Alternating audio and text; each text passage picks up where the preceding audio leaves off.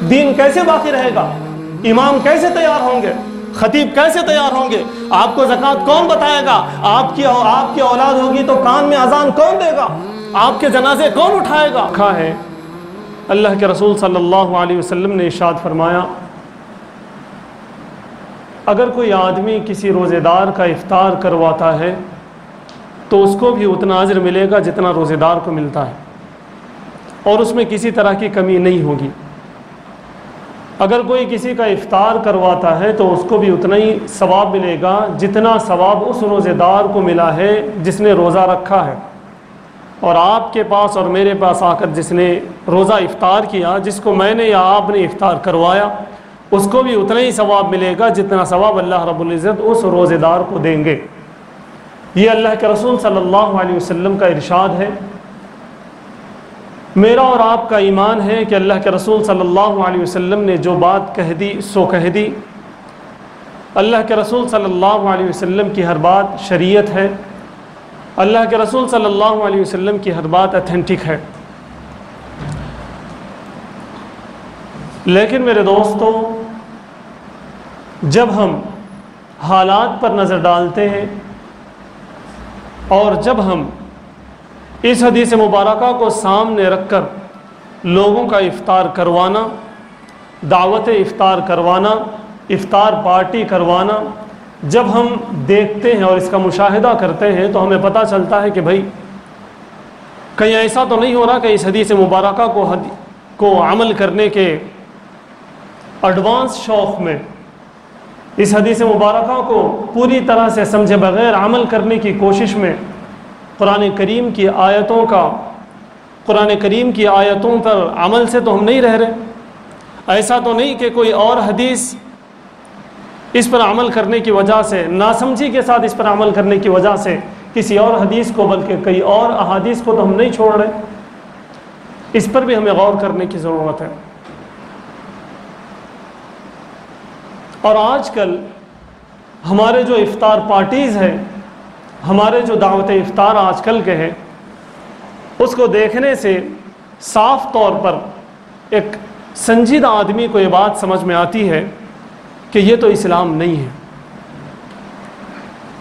یہ تو رسول پاک صلی اللہ علیہ وسلم کی سنت نہیں ہے، یہ تو شریعت کا حکم نہیں ہے۔ ایک انصاف پسند انسان کو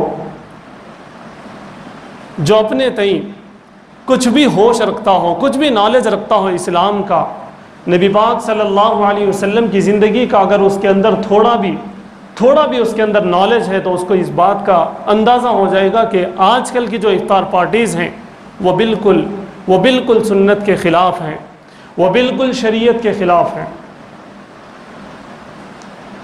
دنیا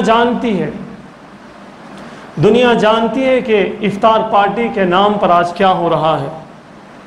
نبی پاک صلی اللہ علیہ وسلم نے جو ارشاد فرمایا کہ ایک افطار کروا دینے سے، اس افطار کروانے پر اس آدمی کو جس نے افطار کروایا ہے روزے دار کا جتنا ثواب ملے گا۔ ہمیں غور کرنے کی ضرورت ہے کہ وہ کس پس منظر میں کہا گیا، کس سچویشن میں یہ بات کہی گئی اور کس کے لیے کہی گئی اور کس انداز سے کہی گئی، اس پر غور کرنے کی ضرورت ہے۔ سیرت پاک صلی اللہ علیہ وسلم کے اندر، خود قرآن کریم کے اندر کئی جگہوں پر، حدیث میں بھی، قرآن کریم کے اندر بھی کئی جگہوں پر میرے دوستو، حالات کو دیکھ کر احکامات کو بدلنے کا فیصلہ اللہ نے کیا۔ حالات کو دیکھ کر جواب دینے کے اندر تبدیلی کرنے کا فیصلہ اللہ کے رسول صلی اللہ علیہ وسلم نے فرمایا۔ آپ کو جاننا چاہیے، شراب جب حرام کی گئی، بتدریج حرام کی گئی، ایک کے بعد ایک حساب سے احکامات آتے گئے۔ آپ کو جاننا چاہیے، زمانے جاہلیت میں عورتوں اور بچیوں کا کوئی مقام نہیں تھا۔ ان کا جب مقام دیا گیا تو بتدریج دیا گیا۔ پہلے ماؤں کی قدر کرنے کا حکم ہوا، پھر بیٹیوں کی، پھر بیویوں کی، پھر بہنوں کی۔ میں بتانا یہ چاہتا ہوں کہ زمانے میں جب جس طرح کا ماحول پیدا ہوتا گیا، جس طرح کا بگاڑ آتا گیا، اللہ نے قرآن کے ذریعے سے، رسول اللہ صلی اللہ علیہ وسلم نے اپنے طریقے اور سنت کے ذریعے سے ان خرابیوں کو ختم کرنے میں لگے رہے۔ اور یہ جو شریعت ہے آفاقی شریعت ہے، یہ جو مذہب ہے اس کے بعد کوئی مذہب نہیں ہے، یہ جو شریعت ہے اس کے بعد کوئی شریعت نہیں ہے۔ اب زمانے کے اندر جس طرح کے حالات آئیں گے، اب زمانے کے اندر لوگ جس طرح کے کام کرتے رہیں گے، اگر لوگوں کے اندر غلط چیزیں آتی رہیں گی تو اسی قرآن کی بنیاد پر، انہی احادیث مبارکہ کی بنیاد پر، اسی سیرت نبی صلی اللہ علیہ وسلم کی بنیاد پر ہمیں ٹیلی کرنا ہوگا کہ یہ کام شریعت کے مطابق ہے یا نہیں ہے، یہ کام سنت کے مطابق ہے یا نہیں ہے۔ قرآن کریم نے اس کام کے بارے میں کیا کہا ہے، احادیث مبارکہ میں اس کام کے سلسلے میں کیا کہا گیا ہے، یہ ہمیں دیکھنے کی ضرورت ہے۔ میں صاف الفاظ میں کہہ دوں کہ اللہ کے رسول صلی اللہ علیہ وسلم پر آیتیں نازل ہوتی ہیں، وَلَا تُسْرِفُوا وَلَا تُسْرِفُوا وَلَا تُسْرِفُوا، اے محمد صلی اللہ علیہ وسلم آپ بھی اس میں شامل ہیں، اور پوری امت کو کہہ دیجئے، پوری انسانیت کو کہہ دیجئے کہ اسراف نہ کرے، تبذیر نہ کرے، فضول خرچی نہ کرے۔ اللہ کے رسول صلی اللہ علیہ وسلم کے صحابہ جب بادشاہوں کے بھی دسترخوان پر جاتے، ایک لقمہ اگر میرے دوست تو گر جاتا تو اس لقمے کو اٹھا کر کھاتے۔ ایک صحابی رسول صلی اللہ علیہ وسلم کا بڑا مشہور واقعہ ہے، ایک بڑے دربار میں وہ پہنچے ہوئے ہیں، ایک بادشاہ کے دربار میں وہ کھانا کھا رہے ہیں، دسترخوان پہ وہ بیٹھے ہوئے ہیں، ٹیبل پہ وہ بیٹھے ہوئے ہیں، جس طرح کا اس وقت کا رواج ہوگا وہ بیٹھے ہوئے ہیں، وہ کھانا کھاتے ہیں تو ایک لقمہ گر جاتا ہے، وہ لقمہ اٹھانے کی کوشش کرتے ہیں، بازو جو بیٹھے ہوئے ہیں وہ ان کو متوجہ کرتے ہیں کہ آپ کہاں بیٹھے ہوئے ہیں، آپ بادشاہ کے دسترخوان پہ بیٹھے ہوئے ہیں، یہاں سے نیچے سے اٹھا کر کھانا بڑی معیوب بات معلوم ہوتی ہے، یہ غلط سمجھا جائے گا، آپ رسول صلی اللہ علیہ وسلم کے نمائندے ہیں، آپ اگر ایسی حرکت کریں گے تو آپ ہلکے شمار کیے جائیں گے، آپ ایسا نہ کریں۔ لیکن میرے دوستو، ان صحابی نے کہا کہ میں چاہے جس دسترخوان پہ بیٹھا رہوں لیکن میرے نبی کی سنت کو میں نہیں چھوڑ سکتا، میرے نبی صلی اللہ علیہ وسلم کے حکم کی عدولی میں نہیں کر سکتا۔ رسول صلی اللہ علیہ وسلم نے جو کہہ دیا ہے سو کہہ دیا ہے، چاہے میں جہاں رہوں میں اللہ کے رسول صلی اللہ علیہ وسلم کے ایک ایک حکم کی میں پیروی کروں گا، میں ان کے حکم کے خلاف نہیں کر سکتا۔ یہ کہتے ہوئے انہوں نے شاہی دسترخوان پر سے لقمہ اٹھا کر کھایا۔ آج میرے اور آپ کے گھر میں جو افطار پارٹی ہوتی ہے، آج میرے اور آپ کی بستی میں جو افطار پارٹی ہوتی ہے، میں آگے بڑھ کر یوں کہوں، آج میرے اور آپ کے محلے کے مسجد میں جو افطار پارٹی ہوتی ہے وہاں پر کتنا میوہ برباد کیا جاتا ہے۔ آپ غور کرنے کی کوشش کریں، ایک وقت وہ تھا حضرت ابوبکر صدیق رضی اللہ تعالیٰ عنہ بے چین ہو کے اپنے گھر سے باہر آ گئے، دیکھا حضرت عمر رضی اللہ تعالیٰ عنہ بھی موجود ہیں، وہ بھی بے چین ہیں۔ وہ دو صحابی دیکھتے ہیں کہ میرے اور آپ کے پیارے آقا محمد الرسول اللہ صلی اللہ علیہ وسلم بھی بے چینی سے گھر سے باہر آ گئے۔ تینوں نے آپس میں بات کی تو پتہ چلا تینوں کو بھی بھوک نے گھر سے باہر نکالا۔ ایک دن نہیں، 2 دن نہیں، 3 دن سے یہ تینوں حضرات بھوکے ہیں، کھانے کی تلاش میں گویا کہ وہ باہر آ گئے۔ جب میرے اور آپ کے پیارے آقا محمد الرسول اللہ صلی اللہ علیہ وسلم کے سامنے میرے دوستو ہماری افطار پارٹیز کی جو کیفیت ہوگی وہ پیش کی جائے گی، میرے اور آپ کی مسجد میں جو دعوت افطار ہو رہی ہے اور کھانا گر رہا ہے اور کھانا پھینکا جا رہا ہے، اگر اس کی رپورٹ میرے اور آپ کے پیارے آقا محمد الرسول اللہ صلی اللہ علیہ وسلم کے سامنے جائے گی تو آپ بتائیے کیا حال ہوگا؟ کیا ہمیں شفاعت مل سکے گی؟ یہ کیوں ہو رہا ہے؟ اللہ رب العزت نے ایک بار نہیں، ایک بار سے زائد مرتبہ قرآن کریم کے اندر بتایا وَلَا تُسْرِفُوا، فرمایا بیکار خرچ مت کرو۔ ہمیں یہ بات سمجھ میں کیوں نہیں آتی؟ میں بڑے درد سے میں آپ حضرات کے سامنے یہ بات کہنا چاہتا ہوں۔ ہمیں یہ والی حدیث تو یاد ہے جس میں اللہ کے رسول صلی اللہ علیہ وسلم نے ارشاد فرمایا اگر تم افطار کراؤ تو تمہیں ثواب ملے گا۔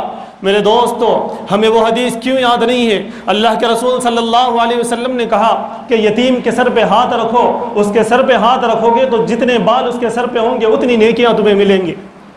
ہمیں وہ حدیث کیوں یاد نہیں آتی کہ تمہارے محلے اور تمہاری بستی اور تمہاری گلی میں اگر کوئی ایک بیوہ بدچلن کام کرے تو تم پر اس کا الزام ہوگا؟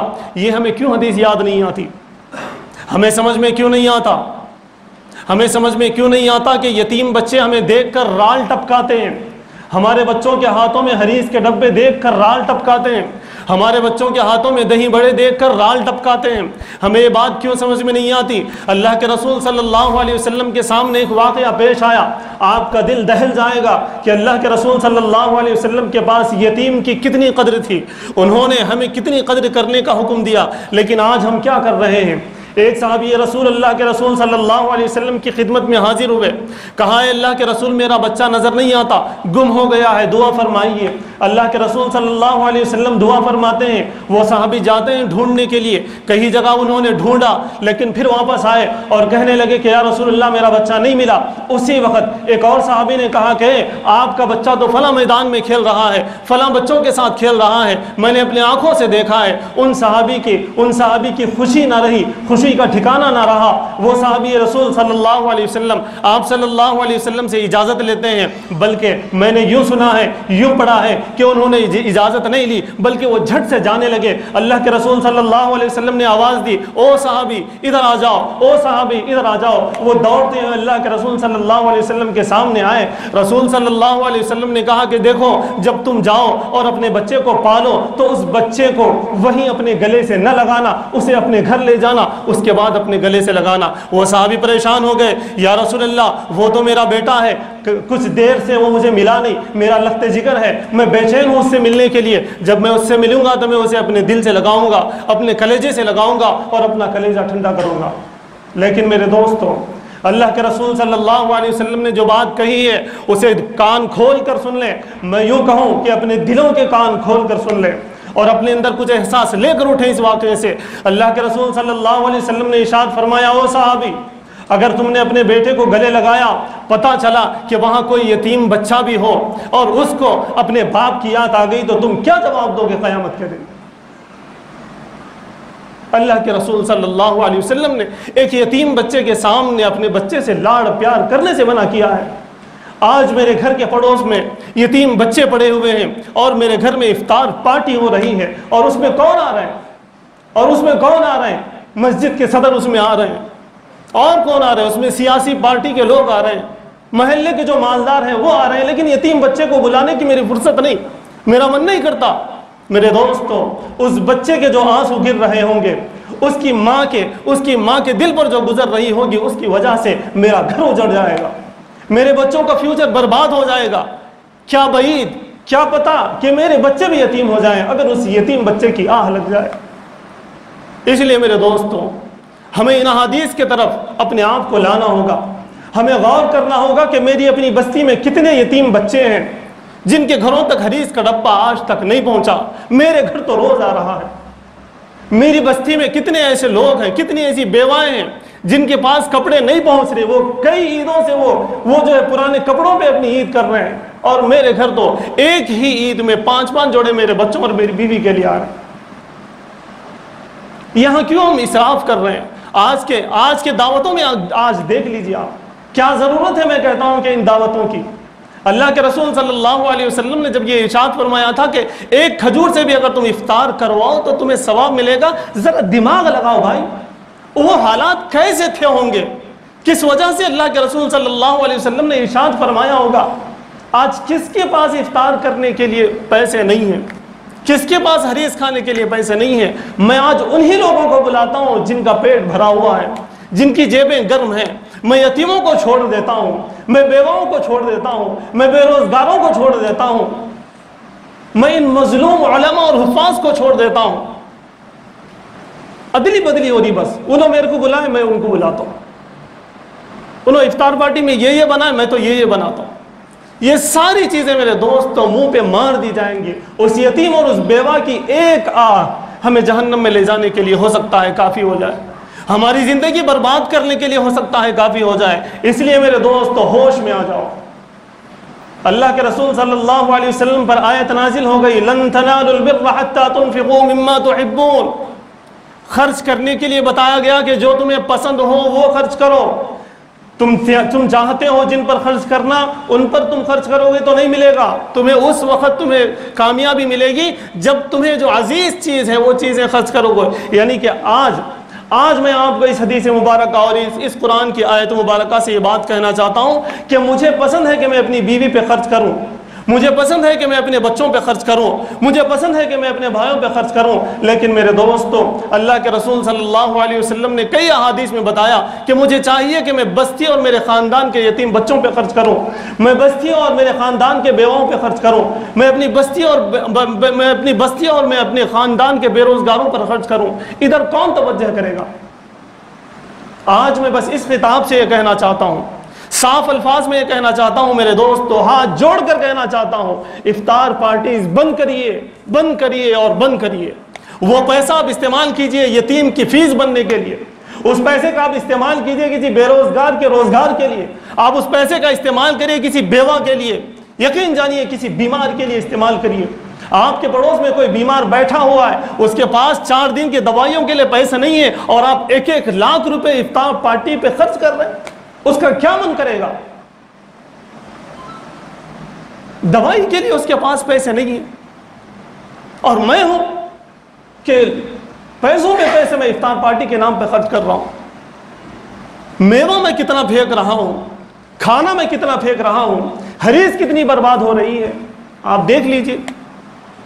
اس لیے میرے دوستو، اور ویسے بھی عبادتیں اب میں کیا بتاؤں، مغرب کی نماز گول، عشاء کی نماز گول، تراویح کی ایسی کی تیسی ہو گئی، یہ کیسی افطار پارٹی ہے؟ اور اس حدیث کو لاتے جو لوگ ایک کھجور سے بھی اگر افطار کرائیں گے تو اس کو ثواب ملے گا۔ ایک حدیث مبارکہ کو عمل کرنے کے لیے، اور ہم سمجھ رہے ہیں کہ اس پہ عمل کر رہے ہیں، ہم کئی ساری احادیث مبارکہ کو اپنی جوتی کے نوک پہ رکھ رہے ہیں۔ اس طرف کون دھیان دے گا؟ اس طرف کون دھیان دے گا؟ اس لیے میرے دوستو، اگر کرنا ہی ہے، اگر آپ کو شوق ہے تو آپ ساری چیزیں کریے۔ آپ کے پاس لسٹ ہو کہ آپ کی بستی میں کتنے یتیم بچے ہیں، کتنی بیوائیں ہیں جن کے گھر افطار کرنے کے لیے ایک انار موجود نہیں ہے۔ میں آپ کو یہ بات ایسے نہیں بول رہا ہوں، میں گراؤنڈ سے لگا ہوا ہوں، گراؤنڈ لیول پہ میں کام کرتا ہوں۔ آپ کی آنکھیں کھلی کی کھلی رہ جائیں گی، آپ بستی میں جائیں تو، آپ بیواؤں کے پاس دیکھیں تو ان کے پاس افطار کھانے کے لیے افطار میں ایک انار موجود نہیں ہے، ایک سیب موجود نہیں ہے۔ یہ حقیقت میں آپ کو بتا رہا ہوں، میں اپنی بستی کی بات بتا رہا ہوں۔ آپ کیا کر رہے ہو بھائی؟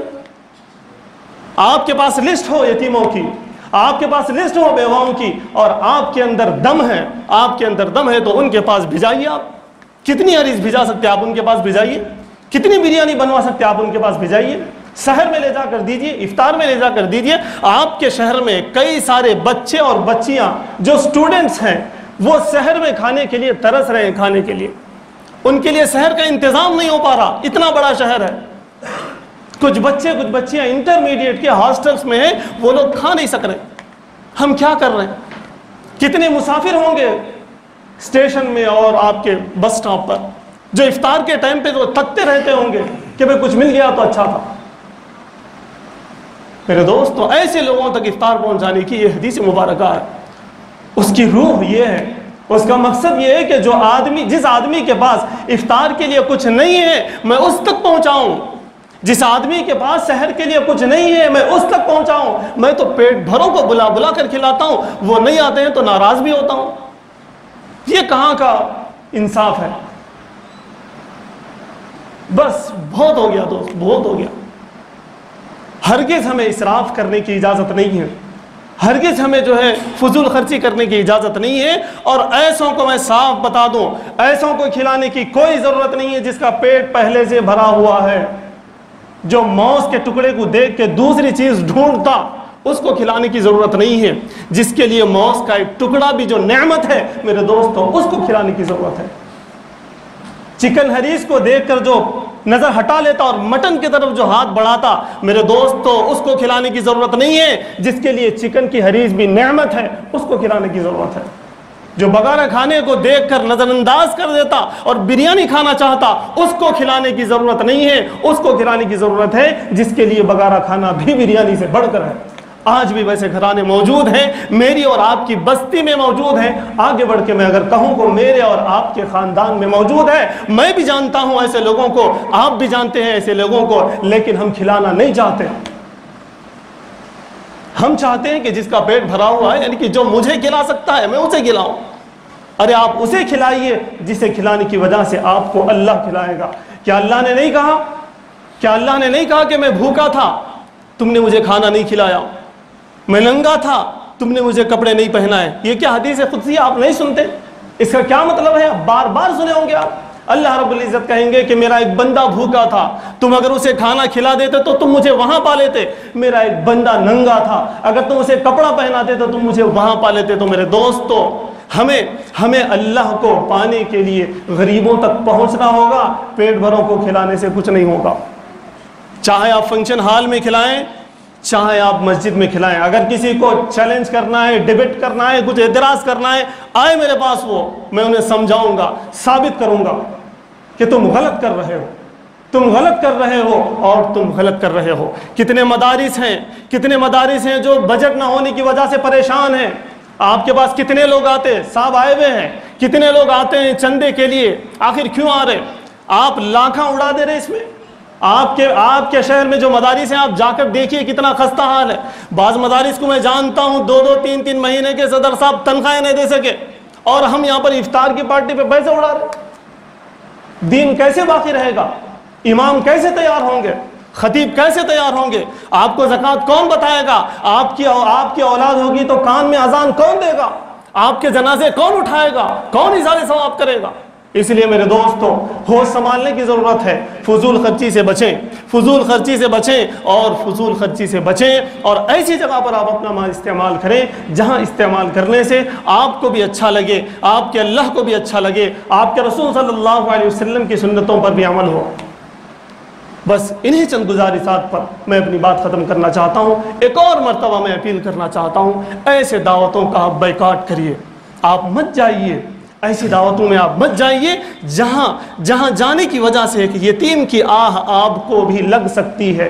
ہاں، میں دھمکی دے رہا ہوں، ایک بیوہ کی آہ آپ کو بھی لگ سکتی ہے اگر آپ ایسی دعوتوں میں شرکت کریں گے کہ ان کا دل جل رہا ہو، ان کو پرابلم ہو رہا ہو۔ تو میرے دوستو، میں ہاتھ جوڑ کر ایک اور مرتبہ بنتی کروں گا کہ ایسے دعوتوں اور ایسے افطار پارٹیوں سے جو ہے آپ دور رکھیں اپنے آپ کو، جن میں جانے سے کسی یتیم یا کسی مجبور یا کسی بیوہ کی ہمیں بد دعا لگے۔ اللہ تعالیٰ سے دعا ہے کہ اللہ تعالیٰ ہمیں تمام باتوں کو سمجھنے اور ان پر آج کے افطار سے عمل کرنے کی توفیق عطا فرمائے۔ وآخر دعوانا الحمدللہ۔